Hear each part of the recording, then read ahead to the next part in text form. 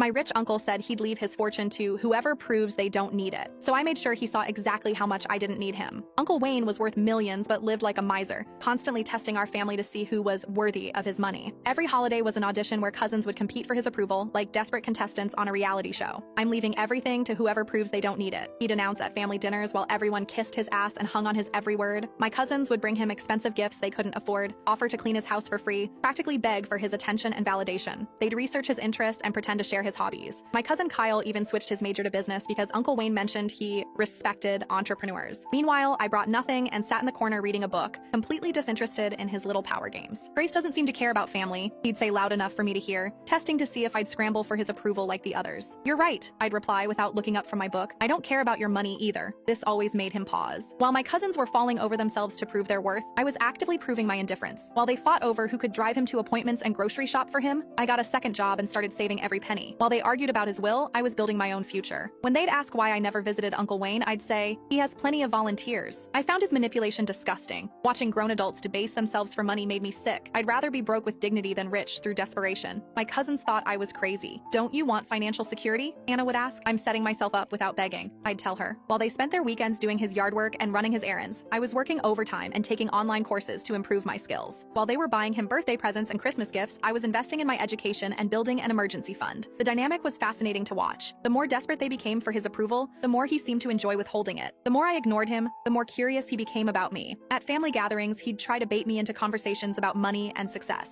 I'd give polite, brief responses and go back to whatever I was doing. I wasn't rude, but I wasn't performing for him either. Grace, what are your career plans? He'd ask in front of everyone. Working on it, I'd say simply, not elaborating. This drove him crazy because he couldn't figure out my angle. Everyone else was transparent in their attempts to impress him, but I genuinely didn't seem to care about his opinion or his money. The day he died, everyone gathered for the will reading like vultures circling fresh prey. My cousins had been speculating for years about who would inherit what. They'd made alliances and enemies within the family based on their perceived chances. The lawyer cleared his throat and began reading. Mr. Wayne has left his entire estate, valued at $3.2 million, to his niece Grace, with a note that reads, she was the only one who never asked me for anything because she was too busy building something for herself. The silence in that room was deafening. My cousins' faces went through every emotion: shock, anger, betrayal, disbelief. This isn't fair, my cousin Kyle exploded. We took care of him. We visited him. We earned this. We sacrificed our weekends for him, Anna added, tears streaming down her face. The lawyer handed me another envelope. It was a letter from Uncle Wayne. Grace, you proved you didn't need my money by never wanting it. That's exactly the kind of person who deserves to have it. The others proved they'd be broke again within 5 years by how desperately they wanted something they hadn't earned. I used the money to pay off my student loans and buy a house. My cousins are still fighting over who deserved an inheritance they never actually earned. Turns out the best way to get something you don't want is to genuinely not want it, while everyone else is proving exactly why they shouldn't have it.